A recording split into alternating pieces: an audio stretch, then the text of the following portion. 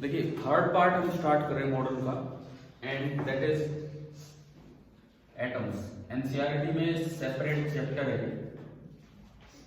Atoms, जो है बिल्कुल अलग से चैप्टर की तरह भी है वहां पे। अब इसके अंदर शुरुआत कैसे होनी चाहिए, ये यूं लगा लो मॉडर्न फिजिक्स का सबसे आसान पार्ट है आपके लिए। और उसका एक रीजन ये है कि लगभग चीजें इसकी केमिस्ट्री में आ चुकी होती हैं, कुछ चीजें नहीं आई होती हैं या कुछ चीजें ढंग से नहीं आई होती, मतलब बस ये फर्क होता है। जैसे किसी जगह अगर मैटर वेव की जरूरत पड़ेगी तो वो थोड़ी यार केमिस्ट्री में आएगा, वो तो फिजिक्स में ही पढ़ाया जाएगा यहाँ पे। तो एटम्स जो पार्ट है इसमें अगर हम शुरुआत करें तो सीधा हम एटॉमिक मॉडल से शुरुआत करेंगे। रॉबर्ट बॉयल एक साइंटिस्ट हैं, बॉयल्स लॉ चार्ल्स लॉ पढ़े हैं ना गैसेस स्टेट में। तो रॉबर्ट बॉयल ने सबसे पहले ये पता लगाया यार कोई भी गैस है, अब कितना भी उसे एक्सपेंड कर पा रहे हो लेकिन कितना भी उसको कंप्रेस कर पा रहे हो। कंप्रेस कर पाने का मतलब है कि उसके अंदर कुछ ऐसी ऐसी चीजें हैं जिनका साइज बहुत कम है और उनके बीच में एम्प्टी स्पेस बहुत ज्यादा है, तभी तो वो कंप्रेस हो पा रहे हैं। अगर मान लो उस समय एटम का नाम नहीं था, लेकिन अगर उस तरह की चीज होती है, एटम्स होते हैं बड़े बड़े, तो क्या बहुत ज्यादा दबा पाते गैस को? वो तो सारे टच कर जाते हैं आपस में, कुछ भी नहीं हो पाता। तो उन्होंने थोड़ा स्टडी किया कंप्रेशन और एक्सपेंशन को, और उन्होंने अपना लॉ बना के दे दिया जो प्रेशर वॉल्यूम उनकी टर्म्स में। लेकिन पहली बार ये वर्ड एटम किसने दिया कि भाई हर एक चीज एटम से मिलकर बनी है? बताओ, आपको पता है किसने वर्ड ये मतलब यूज किया था कि हर एक चीज एटम से मिलकर बनी है? और पता नहीं कौन सी 9th 10th में आ जाती है चीजें। तो डाल्टन नाम सुना है ना? तो डाल्टन से एटॉमिक थ्योरी स्टार्टिंग में आती है और उन्होंने कहा था कि एक चीज के एटम एक जैसे हैं। पता नहीं कौन सी 9th या 10th क्लास में पढ़ा दिया जाता है इस तरह की चीजें। तो डाल्टन ने सबसे पहले वर्ड रखा एटम। कहते थे कि कि एक कोई महर्षि थे, उन्होंने भी वो अणु बोल दिया था हिंदी में, लेकिन ठीक है वो डाल्टन को ही क्रेडिट जाता है कि हर एक चीज एटम से मिलकर बनी है। हम उससे आगे बढ़ेंगे, हम ना रॉबर्ट बॉयल की बात पढ़ेंगे ना डाल्टन की। डाल्टन ने तो ये कह के छोड़ दिया था कि एटम स्मॉलेस्ट चीज है, बस उसके बाद कुछ नहीं। लेकिन फिर लोग एटम के भी अंदर गए और एटम के अंदर क्या होता है उन चीजों की तरफ गए, और उनको बोला जाता है एटॉमिक मॉडल्स। इसमें हमें कौन कौन से मॉडल पढ़ने? पहला एटॉमिक मॉडल जे थॉमसन ने दिया था, जो आपने पढ़ रखा है, तरबूज वाला मॉडल, प्लम पडिंग मॉडल भी बोल देते हैं उसे, वाटरमेलन मॉडल भी बोल देते हैं। उसके बाद एक दूसरा मॉडल बन नहीं पाया वो, लिनार्ड एक साइंटिस्ट हैं, उन्होंने अपनी सजेशन रखी थी पर वो जल्द ही फेल हो गया। उसके बाद आया रदरफोर्ड्स मॉडल, जिसमें न्यूक्लियस का नाम आया पहली बार, न्यूक्लियर मॉडल भी बोल देते हैं। देन आया नील Bohr model. Niels Bohr model जो है, नील बोर वाले मॉडल में कुछ ऐसी बातें हैं जो वहां जाके हमें रुकना होगा। हालांकि सही वो भी नहीं है, ऐसा नहीं है कि आज के समय नील बोर मॉडल बहुत ही सही है, बहुत गलत है, बहुत ज्यादा गलती है, लेकिन फिर भी हमें रुकना होगा। और लास्ट में जब ये एटम पार्ट फिनिश कर रहे होंगे, नील बोर मॉडल की कमियां पढ़ेंगे, लेकिन एक चीज और पढ़ेंगे कि इतनी कमी होने के बावजूद भी ये इतना इंपॉर्टेंट क्यों है। इस तरह के सवाल बन के आ सकते हैं। तो आपको क्या ये तरीका समझ में आ गया क्या क्या चलना है इसमें? ठीक है, तो हम शुरुआत करते हैं एटम्स वाले चैप्टर की। आप बिल्कुल उस समय आए जब कुछ मतलब अभी तक तो भूमिका ही बन रही थी भाई क्या होना है क्या नहीं होना। चलिए, एटम्स में मॉडल स्टार्ट करने से पहले दो बातें साइंटिस्ट के नाम डाल के लिख दो आप। पहली हेडिंग ये डाली है रॉबर्ट बॉयल, फर्स्ट हेडिंग आप ये डालो रॉबर्ट बॉयल। इन्होंने क्या बताया वो लिख लीजिए यहां। Air can be compressed too much, TW।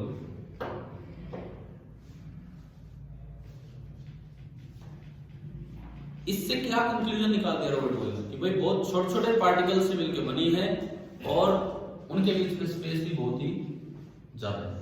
So it is made up of tiny particles.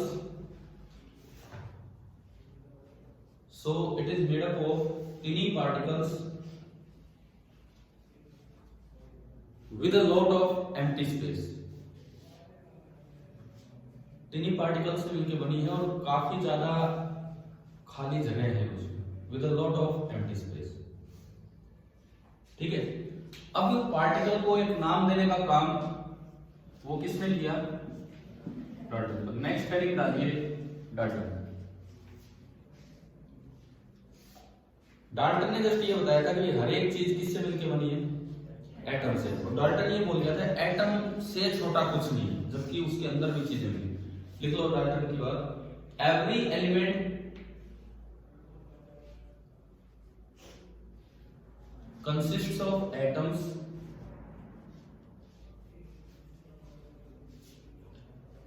every element consists of atoms।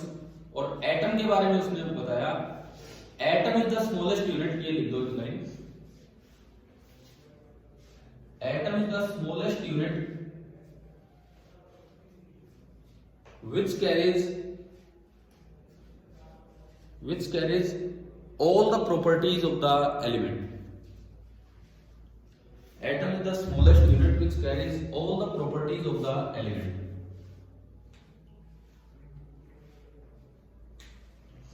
अब इसके बाद ना मॉडल स्टार्ट हो गए कि एटम के अंदर क्या है। मैंने आपको अभी बताया स्टार्टिंग में हमें केवल 3 मॉडल पढ़ने हैं। कौन कौन सा? थॉमसन मॉडल, एक लिनार्ड का सजेशन में लिखवा दूंगा बीच में क्या था, then Rutherford's model and then Bohr's model, Niels Bohr model. अच्छा, कुछ कैलकुलेटिव पार्ट है जो जैसा रदरफोर्ड ने किया वही नील बोर वाले में, लेकिन रदरफोर्ड के पास एक्सप्लेनेशन नहीं थी। जैसे आपने पढ़ा होगा लाइनिंग सीरीज पढ़ी है इनकी, एच स्पेक्ट्रल लाइंस जो है उनके फॉर्मूले तो रदरफोर्ड के टाइम भी आ गए थे, लेकिन एक्सप्लेनेशन नहीं थी कि क्या है। वो इंपेरिकल फॉर्मूले बोले जाते हैं, उसका लॉजिक दिया था नील बोर ने अपनी थ्योरी में। तो हम उनको 2 बार ना करके, आपकी बुक में भी 2 बार दिए हैं भाई, एक बार वो फॉर्मूले, एक बार फिर नील बोर एक्सप्लेन कर रहे हैं। हम एक बार रदरफोर्ड तक करने के बाद सीधा नील बोर वाले मॉडल में ही ये सारे काम करेंगे, ठीक है, नहीं तो डबल टाइम लगेगा। तो अब आप ये जो हम स्टार्ट कर रहे हैं, these are early atomic models. तो हेडिंग ये डाल दो अर्ली एटॉमिक मॉडल्स, और उसके अंदर नंबर 1 थॉमसन्स मॉडल।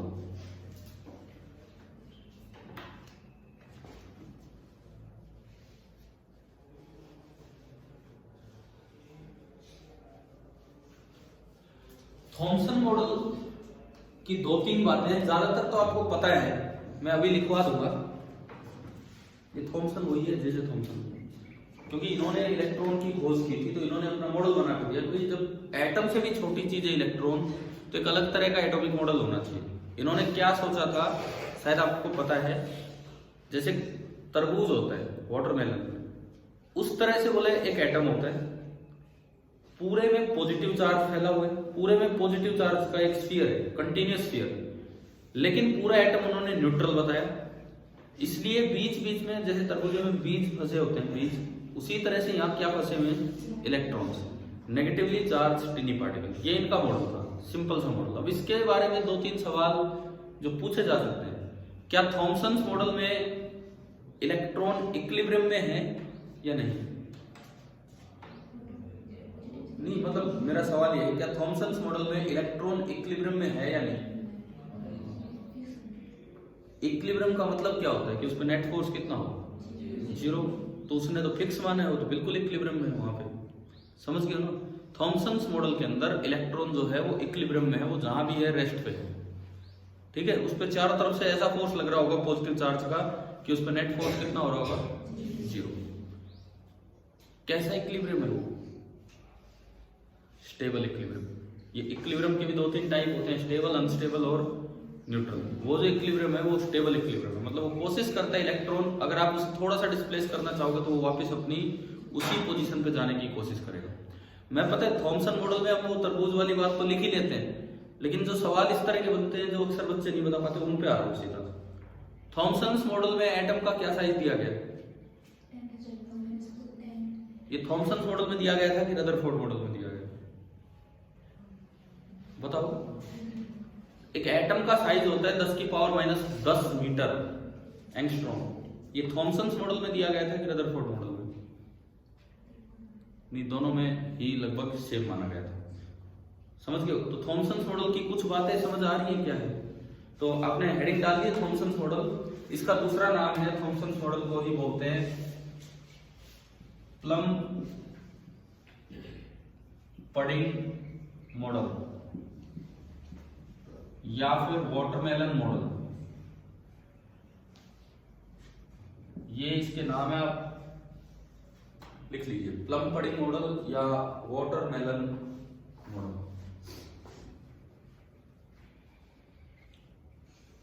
इसके जो पोस्टलेट है आप एक एक करके 2-3 पॉइंट, नंबर 1 नंबर 2 ऐसे लिख लो, 1-2 बातें। पहली बात, every atom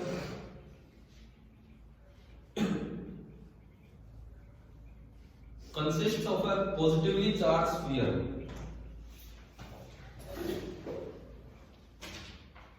Every atom consists of a positively charged sphere. दूसरी बात, the size of sphere is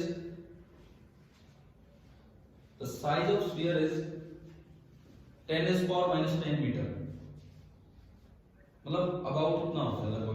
size of sphere is 10 raised to power minus 10 metre. तीसरी बात, entire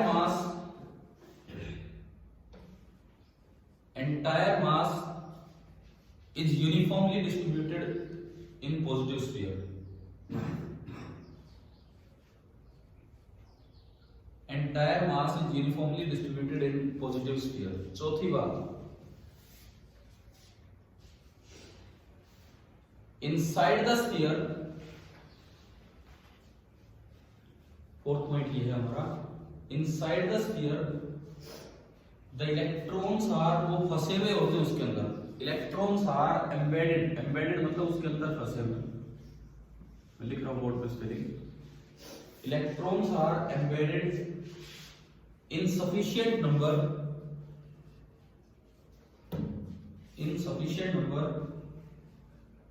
so that the atom is electrically neutral.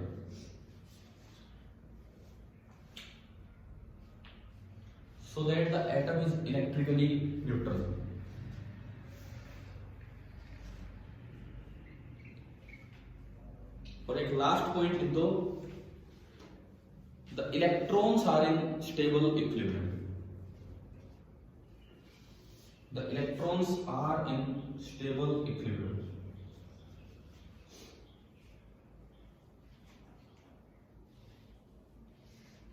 अब देखो कुछ चीजें थी जो इस मॉडल में एक्सप्लेन की, इसीलिए भी मॉडल आज भी पढ़ रहे हैं।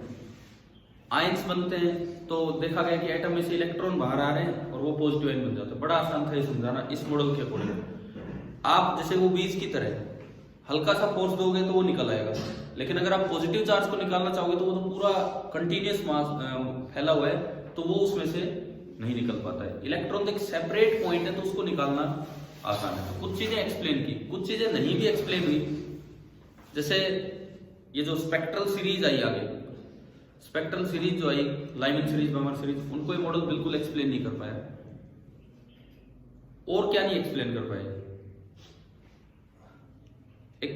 जो एक्सपेरिमेंट हुए जिसमें ज्यादातर पार्टिकल्स स्ट्रेट निकल रहे थे, जैसे अल्फा रे स्कैटरिंग एक्सपेरिमेंट, वो बिल्कुल एक्सप्लेन नहीं कर पाए। जब एटम पूरा भरा हुआ है तो फिर ज्यादातर पार्टिकल तो टकराने चाहिए, स्ट्रेट कैसे निकल सकते हैं, तो इसलिए ये मॉडल फेल भी हुआ। तो थॉमसन मॉडल आ गया समझ में ना। मैंने इसके बारे में जो जरूरी पॉइंट्स हैं वो आपको लिखवा दिए हैं। इनमें से कोई भी चीज किसी ऑब्जेक्टिव या सब्जेक्टिव पेपर में पूछी जा सकती है। मेन जो 2-3 नई बातें हैं जो अक्सर दिमाग में नहीं रहती। पहली बात, साइज ऑफ एटम इस मॉडल ने कितना दिया था, लगभग ये 10⁻⁻⁻. दूसरी बात, इलेक्ट्रॉन की क्या स्थिति है, इक्विलिब्रियम में। कैसे इक्विलिब्रियम में, स्टेबल इक्विलिब्रियम। ठीक है ना, ये 1-2 बातें याद रखना। लास्ट में ये क्यों फेल हुआ ये पॉइंट लिख दो, पोस्टलेट नहीं है, वैसे फेल होने का एक कारण है, इट कुड नॉट एक्सप्लेन। ये पॉइंट्स उनमें मत पढ़ा ना, पोस्टलेट्स में याद रख सकते हो, ये फेल होने के reason.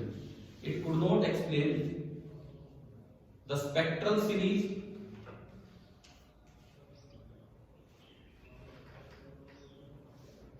and particle scattering experiment. Spectral series and particle scattering experiment.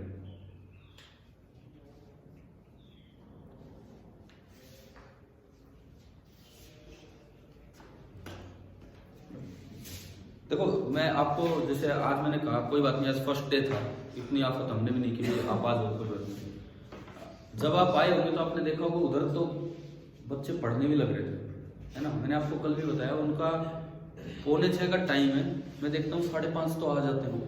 5:45 का टाइम है तो 5:30 आ जाते हैं, मतलब इतना सुबह से उठ के आ जाते हैं जल्दी। आप भी आ गए तो मैं ये इसलिए कह रहा था कि आप अपने दिमाग में 5:45 का टाइम रखो यार, तब जाके कहीं पहुंच पाओगे जाकर।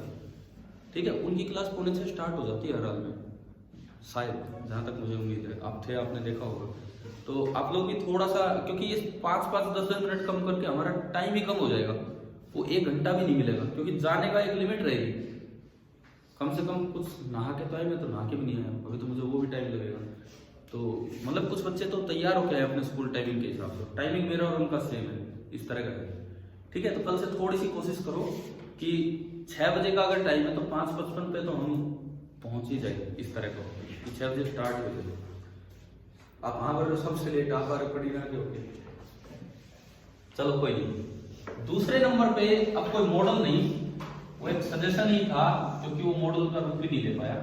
That is Leonard's suggestion. Number 2 आप ये लिखिए, लिनार्ड एक साइंटिस्ट है, उनका क्या सजेशन था वो सुनिए। लिनार्ड ने भी एक एक्सपेरिमेंट किया जो आपके सिलेबस में बहुत ज्यादा नहीं है। इन्होंने कैथोड रे स्कैटरिंग एक्सपेरिमेंट किया। कैथोड रे उस समय इलेक्ट्रॉन को बोलते थे। तो इन्होंने एक एक्सपेरिमेंट किया, और जैसे अल्फा रे स्कैटरिंग एक्सपेरिमेंट बड़ा फेमस है, इसी तरह का ये था। और ज्यादातर cathode rays pass undeviated.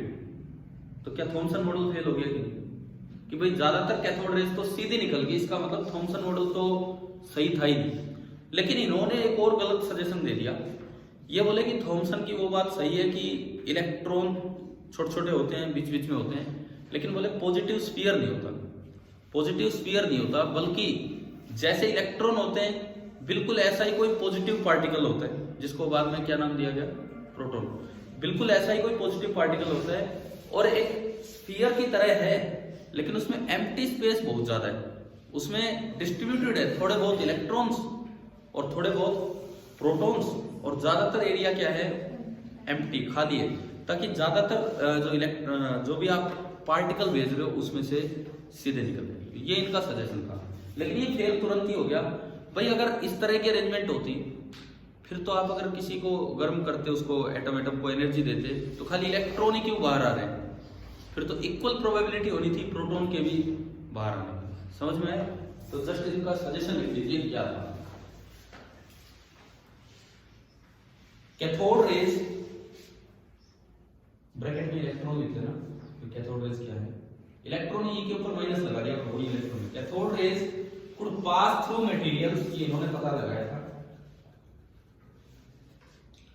Cathode rays could pass through materials of small thickness. Cathode rays could pass through materials of small thickness almost undeviated. Almost undeviated. So इस वजह से अब इनकी सजेशन क्या थी, atom is made of electrons. So atom is made of electrons and similar tiny particles, similar tiny positive particles, similar tiny positive particles, so that a lot of space is empty.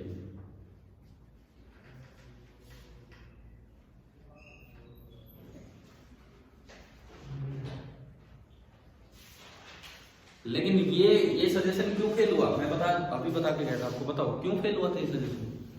कि जब आप किसी metal को heat करते हैं, गर्म करते हैं, तो क्या इक्वल प्रोबेबिलिटी नहीं है कि भाई पॉजिटिव चार्ज भी बाहर है, जबकि आ क्या रहा था, ओनली नेगेटिव चार्ज। चाहो तो ये बात ऐड कर दो लास्ट में। It failed because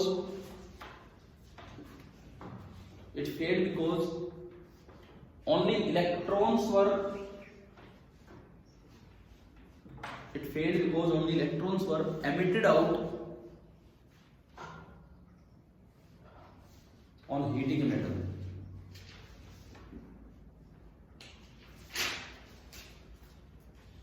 on heating a metal. देखो मॉडर्न फिजिक्स में थोड़ा थोड़ा लिखने की प्रैक्टिस जरूर होनी चाहिए।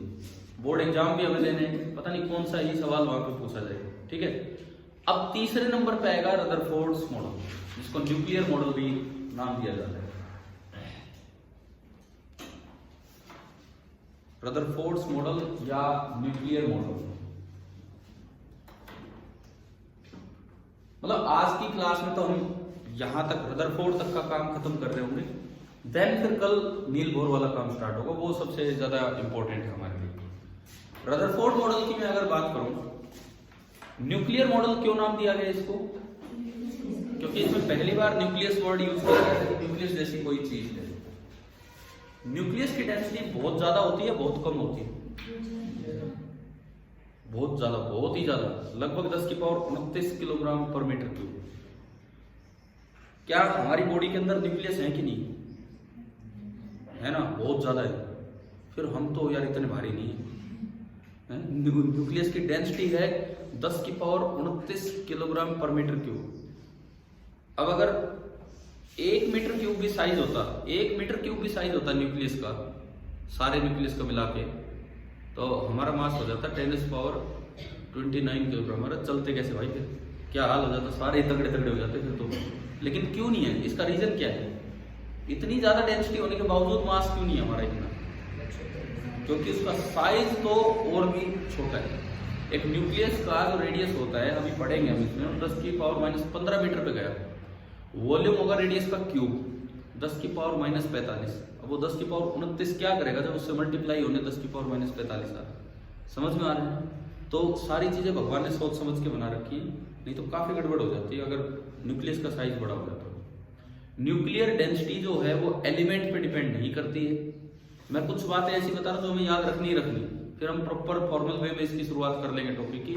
न्यूक्लियर डेंसिटी तो मतलब एलिमेंट पे डिपेंड नहीं करेगी, एल्यूमिनियम है कि कॉपर है कि किसका न्यूक्लियस है, सबकी डेंसिटी क्या होती है, बिल्कुल सेम होती है।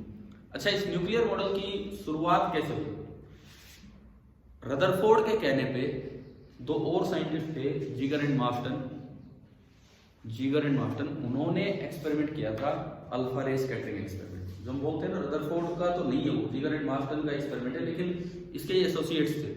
तो उन्होंने एक्सपेरिमेंट किया अल्फा रे स्कैटरिंग एक्सपेरिमेंट, और वो मुझे लगता है आप केमिस्ट्री में +1 में पढ़ के आए होते हो। तो उसके रिजल्ट्स क्या थे? ऑलमोस्ट उसके रिजल्ट्स क्या थे, चलो यूं बताओ, सोर्स क्या लिया गया था? एक अल्फा पार्टिकल का सोर्स क्या लिया गया था? बिस्मथ लिया गया था, बिस्मथ 214, एक रेडियोएक्टिव सोर्स है। दूसरी बात, बिस्मथ से क्या निकल रहे थे? जब अल्फा पार्टिकल एक्सपेरिमेंट है तो अल्फा पार्टिकल ही निकल रहे थे, ठीक है। तीसरी बात, हमने डेविसन जर्मर एक्सपेरिमेंट पढ़ा है ना, पीछे फोटो इलेक्ट्रिक इफेक्ट भी पढ़ा, वहां इलेक्ट्रॉन निकल रहे थे। तो क्या इलेक्ट्रॉन निकलते हैं जब कुछ एनर्जी थी उसके पास, उसमें डेविसन जर्मर में, या हमें कोई पोटेंशियल लगाना पड़ा था उसको एक्सेलरेट कराने के लिए, पोटेंशियल डिफरेंस देना पड़ा था उसको एक्सेलरेट कराने के लिए डेविसन जर्मर में? डेविसन और जर्मर ने कितने से कितने वोल्ट तक यूज किया था? 44 to 60। हाँ, तो मतलब कुछ लगाना पड़ा था, कुछ एनर्जी देने के लिए, तब जाके इलेक्ट्रॉन वोल्ट में एनर्जी आई थी। और एक रिजल्ट जो हम याद करते हैं वो कितने इलेक्ट्रॉन वोल्ट वाले इलेक्ट्रॉन का? 54 इलेक्ट्रॉन वोल्ट, थोड़ी सी एनर्जी। तो यहां जब हम सोर्स यूज करेंगे बिस्मथ, उससे जब अल्फा पार्टिकल बाहर निकलेगा तो उसको एक्सेलरेट कराना पड़ेगा या अपने आप ही एनर्जी लेके आएगा? भाई एक तो हो, मुझे पोटेंशियल डिफरेंस लगाना पड़ेगा, तब स्पीड आएगी, तब जाके वो ऑयल में से निकालेंगे, मेटल में से, या अपने आप ही वो एनर्जी लेके बाहर आएगा? अपने आप ही। और इलेक्ट्रॉन वोल्ट में नहीं, मेगा इलेक्ट्रॉन वोल्ट में, 5 से 7 मेगा इलेक्ट्रॉन वोल्ट के आसपास। अब मेगा तो बहुत ज्यादा है, 10⁻⁶। इसका रीजन क्या है वो हम पढ़ेंगे रेडियो एक्टिविटी में, जो हमारा न्यूक्लियर फिजिक्स वाला पार्ट होगा, न्यूक्लियर वाला जो चैप्टर होगा, एटम से आगे बाद में। समझ आ रहा है? अभी बनाएंगे बोर्ड पे, लेकिन पहले एक बार समझो। एक सोर्स लिया बिस्मथ से अपने आप अल्फा पार्टिकल बाहर निकलते हैं। Alpha particle means 2 proton 2 neutron का एक ग्रुप। एक बहुत ही पतली शीट ली, कौन सा मटेरियल लिया था? गोल्ड। उन्होंने जो शीट ली थी वो गोल्ड फॉइल ली थी। यार गोल्ड कितना महंगा है बताओ, ये तो एक्सपेरिमेंट भी गोल्ड से करते हैं। क्यों लिया था गोल्ड ही, क्यों लिया था? एक तो फॉइल बन जाए, फॉइल तो कईयों की बनती है वैसे तो, फिर और क्या रीजन है, फिर गोल्ड ही लेके आओगे। मैं थिकनेस किसी की भी कम कर सकते हो, अगर वो मेलिएबल है तो थिकनेस आप किसी की भी कम कर सकते हो। फिर गोल्ड क्यों लिया है? सबसे ज्यादा महंगा है तो थोड़ा कम मेलिएबल ले लेते, कोई बात नहीं, इससे तो कोई फर्क नहीं पड़ रहा। केवल एक ही कारण था कुछ, हाँ ये जो कह रहे हैं कि गोल्ड की जो डेंसिटी भी ज्यादा है और वो मेलिएबल भी है।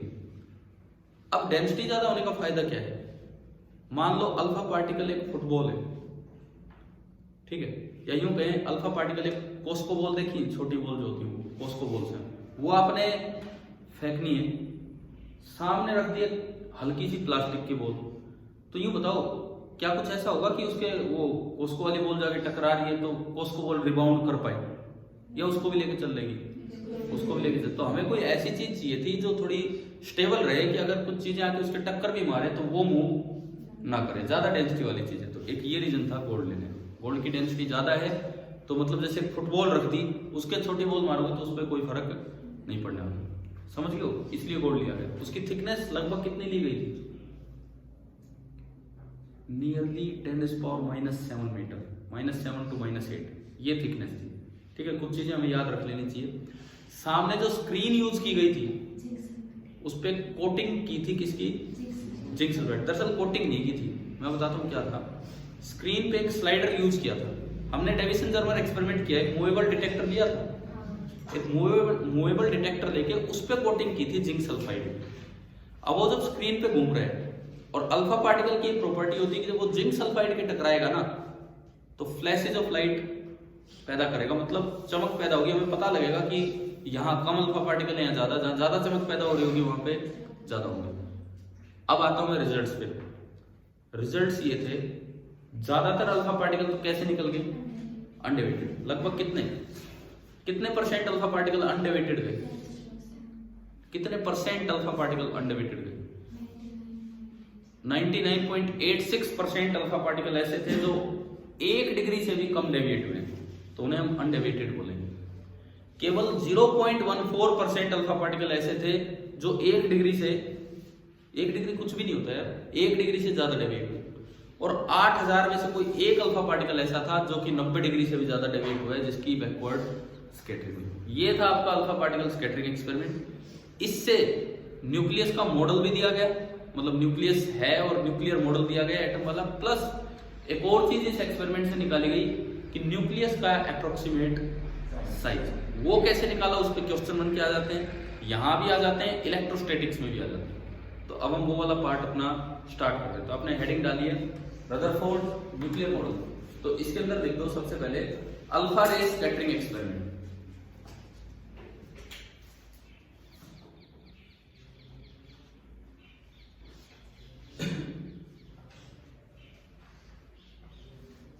और अल्फा रे स्कैटरिंग एक्सपेरिमेंट जिसने किया, ब्रैकेट में उनका नाम जरूर डाल देना।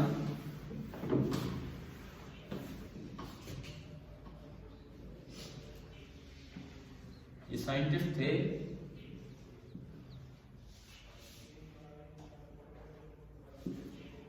जिगर एंड मार्शल, इन्होंने किया था अल्फा रे स्कैटरिंग एक्सपेरिमेंट।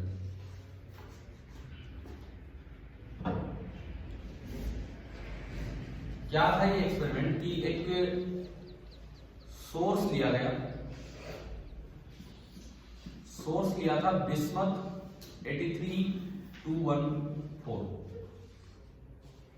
यहां से बड़ी एनर्जी के साथ, मेगा इलेक्ट्रॉन वोल्ट की एनर्जी के साथ अल्फा पार्टिकल्स निकल रहे थे, एनर्जेटिक अल्फा पार्टिकल। भाई इसका भी बक्सा बना के दिखाते हैं, हमें जरूरत नहीं है उसका, है ना, हम सीधा काम करते हैं। यहाँ भी एक बॉक्स बना के दिखाते हैं ताकि एक बीम से निकल के आ जाए। सामने एक गोल्ड की बड़ी पतली सी फॉइल ली गई,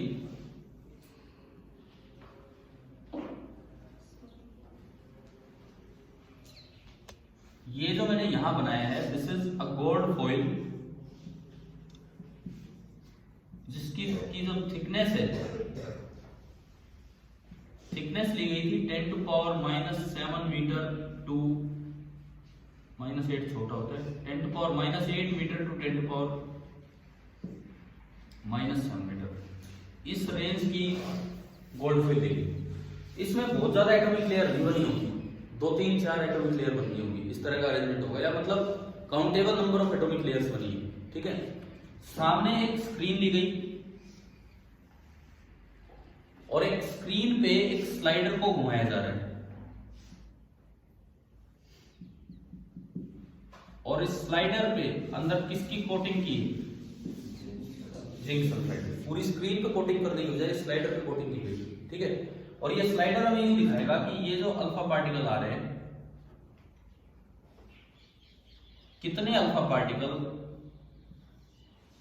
थीटा एंगल का है, और थीटा को बोला गया कि थीटा इज द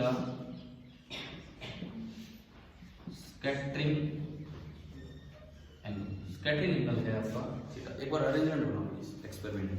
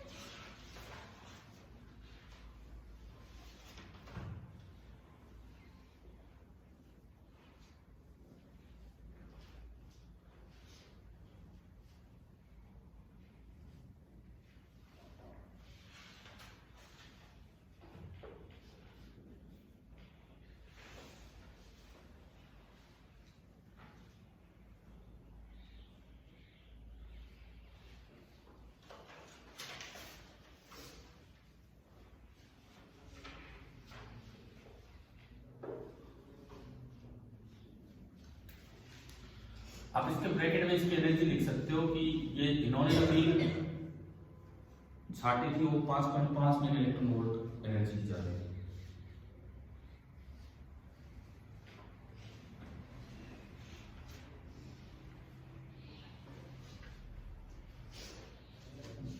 होना चाहिए। वैसे इससे ज्यादा के भी अल्फा पार्टिकल निकलते हैं, ज्यादातर 7.7 से ज्यादा के निकलते हैं, जो नेचुरल जो अल्फा डीके होता है उसमें। ठीक है, इसके बाद इसके ऑब्जर्वेशन लिखते हैं हम। ये जो एक्सपेरिमेंट हुआ है इसके एक तो ऑब्जर्वेशन, फिर न्यूक्लियर मॉडल की तरफ आएंगे। इसके जो ऑब्जर्वेशन है उस पर आता है।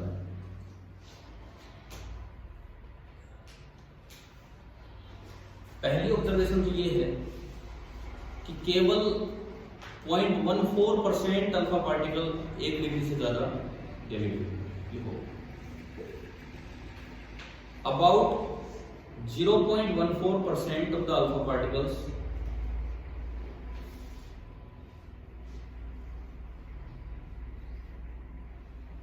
deviate by more than 1 degree.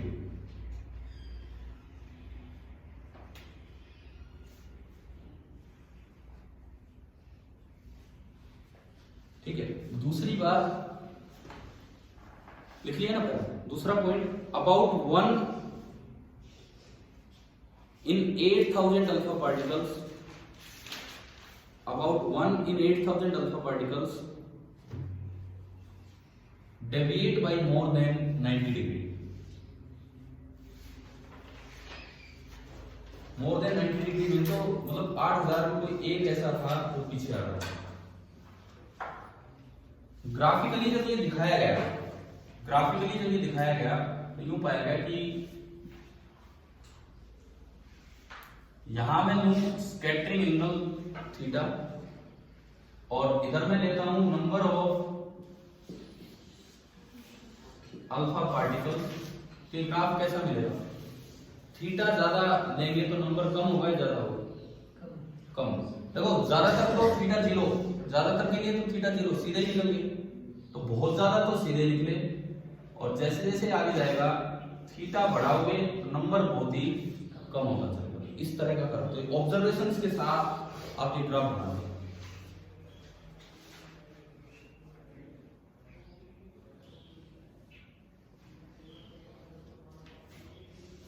इसको मैं n से रिप्रेजेंट कर रहा हूं, इसको थीटा से, तो n जो है वो इनवर्सली प्रोपोर्शनल था 4th power of half angle,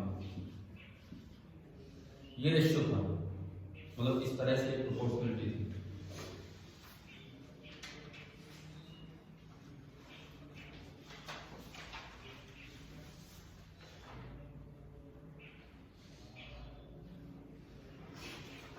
बड़ा सा फॉर्मूला है इसका, बड़ा सा फॉर्मूला थिकनेस पे डिपेंड करता है, कई चीजों पे डिपेंड करता है, हमें नहीं याद करना फॉर्मूला, हमारे सिलेबस से बाहर की बात हो जाएगी।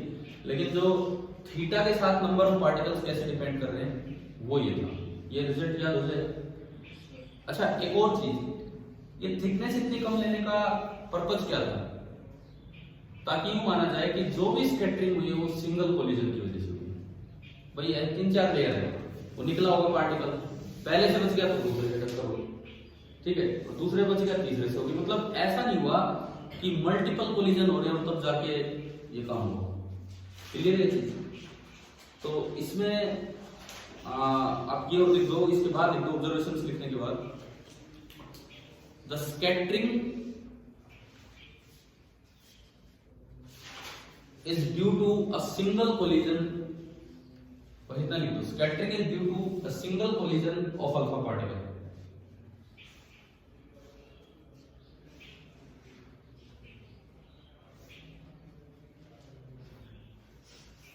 ठीक है,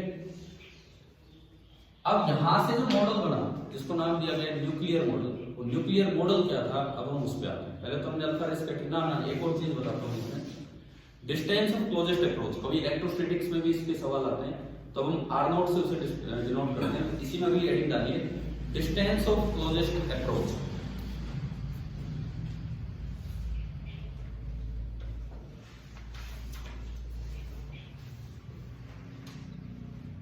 distance of closest approach bracket में डाल देना R0, R0, ये देखते हैं हम कि भाई ये कैसे निकलेगा।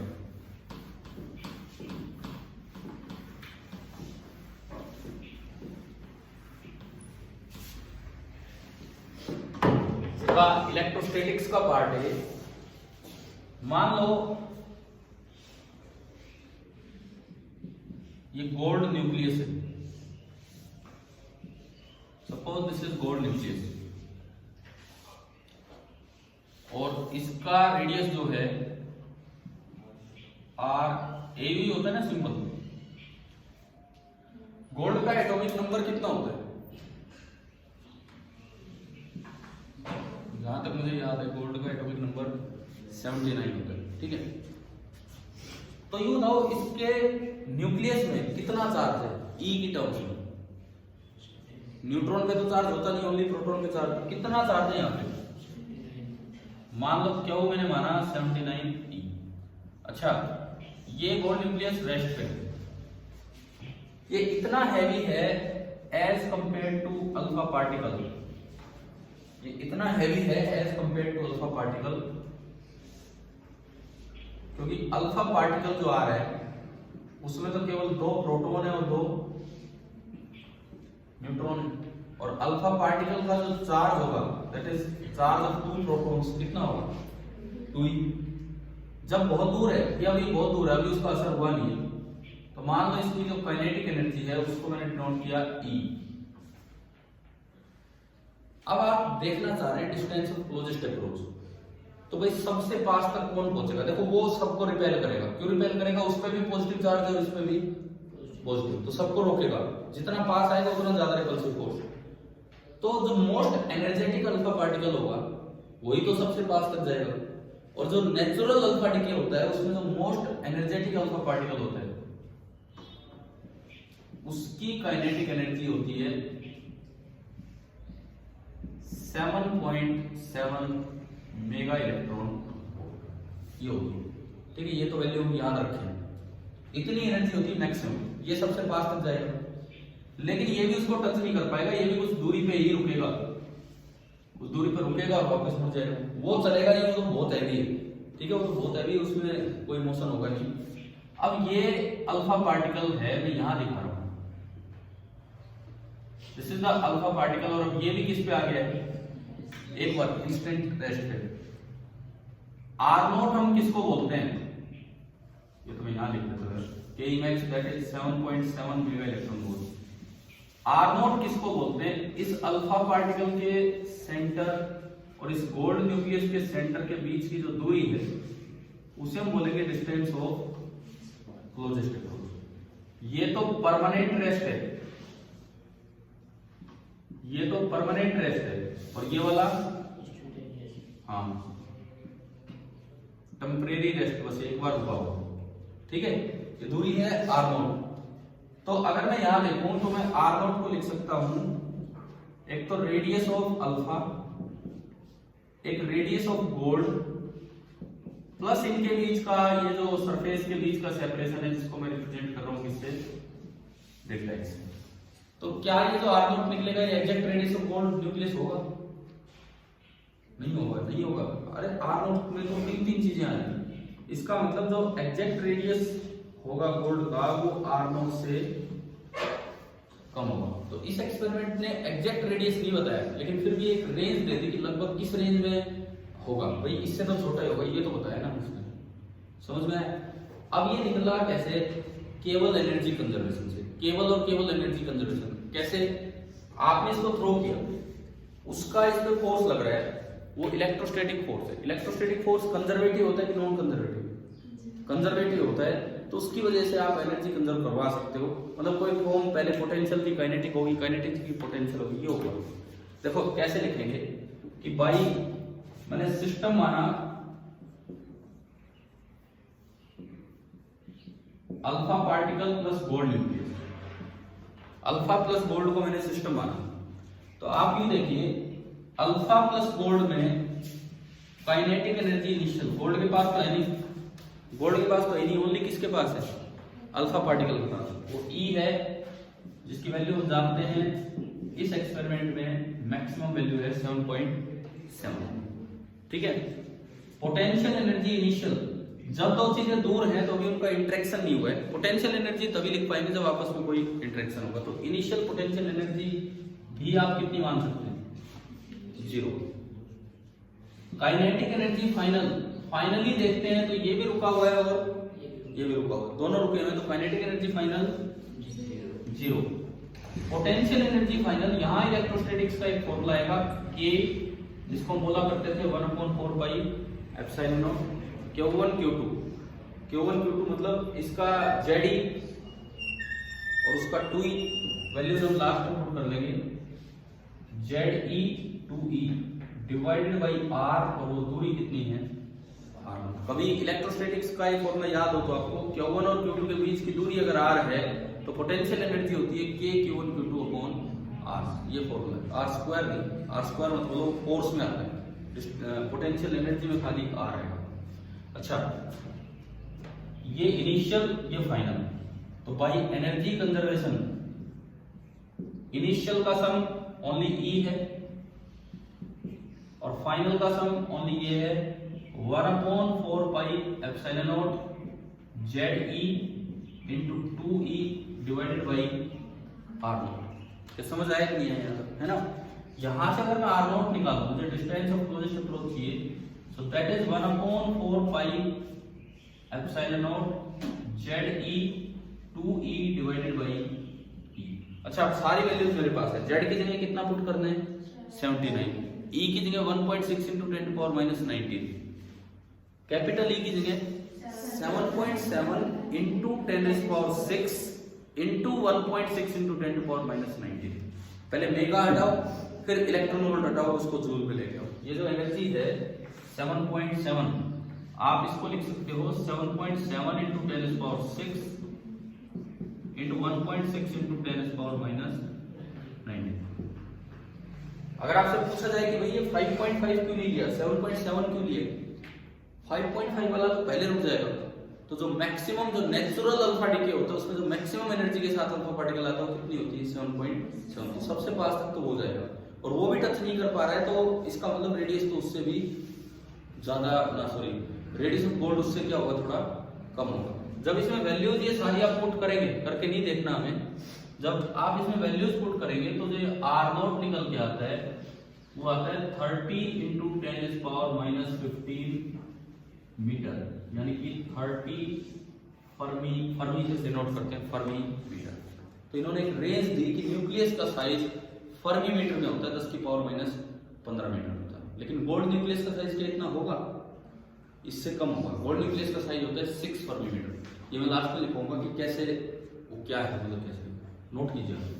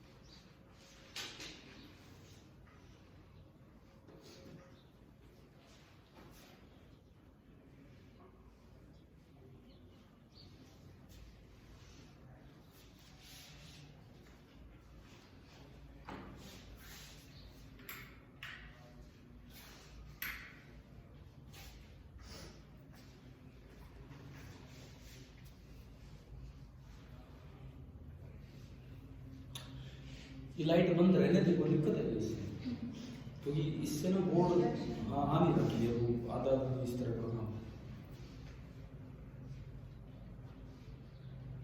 आप चाहोगे तो एक ऐसी लाइट उधर ही लगा देंगे इस तरह की, उस साइड।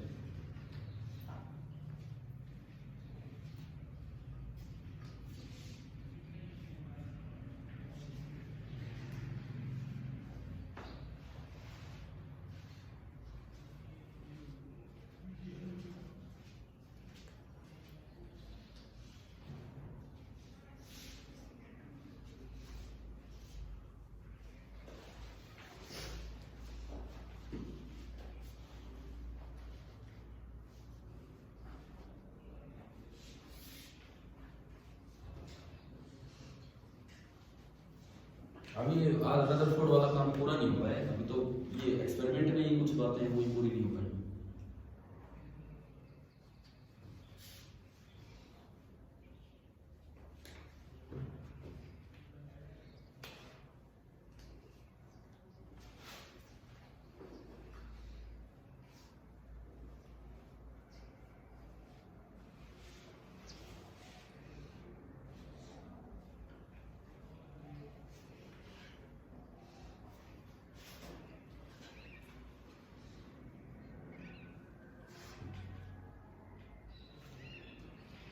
जो एग्जैक्ट रेडियस ऑफ गोल्ड है वो कितना है, अभी बताया था गोल्ड न्यूक्लियस का एग्जैक्ट रेडियस 6 फर्मी है, तो इसी रेंज का फर्मी में, लेकिन इससे तो 5 गुना कम है, इससे तो काफी कम है।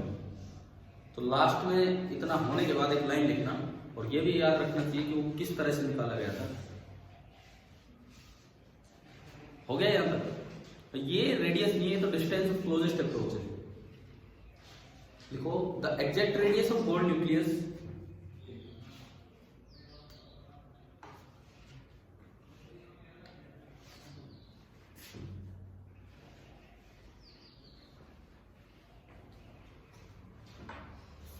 ये नहीं हुआ है क्या? हो गया। Exact radius of gold nucleus is 6 fermi metre, FM 6 fermi metre. अगर खाली फर्मी भी कहीं लिखा है ना तो वो मीटर के लिए ही होता है, खाली फर्मी भी कहीं लिखा है। Is 6 fermi metre which was determined by electron scattering experiment। वो जो निकाला गया था वो इलेक्ट्रॉन स्कैटरिंग एक्सपेरिमेंट से निकाला गया था। अब इस एक्सपेरिमेंट में अगली चीज हमने डिस्टेंस ऑफ क्लोजेस्ट अप्रोच निकाल लिया। अब मैं अभी बस 1-2 मिनट की और बता रहा हूँ, आपके कल कंटिन्यू करेंगे। इसी पे 3 सवाल बनते हैं केवल इसी चीज पे। एक तो ये कि ये सेंट्रल लाइन पे आ रहा था तो आपने डिस्टेंस ऑफ क्लोजेस्ट अप्रोच निकाला। जरूरी थोड़ी कि सेंट्रल लाइन पे है, ये कुछ ऊपर या नीचे भी हो सकता है। कितना ऊपर है उसको बोलते हैं इंपैक्ट पैरामीटर। सेंट्रल लाइन से कितना ऊपर आ रहा है उसको बोलते हैं इंपैक्ट पैरामीटर, कि कितना असर होगा। क्योंकि ज्यादा ऊपर आएगा तो सीधा निकल जाएगा भाई, न्यूक्लियस से दूरी से जो गए वो तो स्ट्रेट ही चलेगी। जो न्यूक्लियस के लेवल पे आ रहे हैं वही तो थोड़े बहुत रिफ्लेक्ट हुए, समझ रहे हो। कितना ऊपर आएगा उतना ही कम इम्पैक्ट होगा, जितना बीच में आएगा उतना ज्यादा असर होगा। तो इसलिए उस दूरी को बोलते हैं इंपैक्ट पैरामीटर। तो एक तो चीज पढ़नी है इंपैक्ट पैरामीटर क्या होता है। दूसरी चीज ये पढ़नी है कि अगर ऊपर आए तो उसमें फिर डिस्टेंस ऑफ क्लोजेस्ट अप्रोच कैसे निकालते हैं, ठीक है। और तीसरी चीज सेंट्रल लाइन पे लेंगे, बाय चांस अगर गोल्ड की बजाय कोई और आ जाए हल्का न्यूक्लियस तो वो चल पड़ेगा। या यूं कहें फ्री न्यूक्लियस आ गया, कोई फ्री न्यूक्लियस, या सवाल बनाने को तो कैसा भी दे सकते हैं, फ्री न्यूक्लियस आ गया और तब आपने इसको फेंका है तो डिस्टेंस ऑफ क्लोजेस्ट अप्रोच कैसे निकालना। मतलब रदरफोर्ड मॉडल में ये 3 तरह की चीजें, अभी हमें मॉडल तक तो हम पहुंचे नहीं है, इस पे क्वेश्चंस क्या बन सकते हैं उन पे मैं जा रहा हूं, समझ में आई। तो 3 बातें हम पढ़ेंगे, लेकिन ये तो कल की क्लास में कंटिन्यू करेंगे। क्या आज एक आसान सी क्लास थी, क्या यहाँ तक समझ आया कि नहीं कि एटम्स में क्या है, ठीक है। तो आगे हम कल करेंगे।